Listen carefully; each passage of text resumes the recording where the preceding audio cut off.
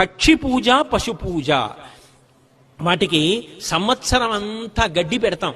మనం పెట్టకపోయినా అవి పొలం దున్ని అవే వెళ్ళి ఎక్కడో గడ్డి మేసి వచ్చి పొలం దున్నుతున్నాయి, పాలు ఇస్తున్నాయి, పెరుగిస్తున్నాయి, నెయ్యి ఇస్తున్నాయి, మన కుటుంబంలో సభ్యుడై తిరుగుతున్నాయి.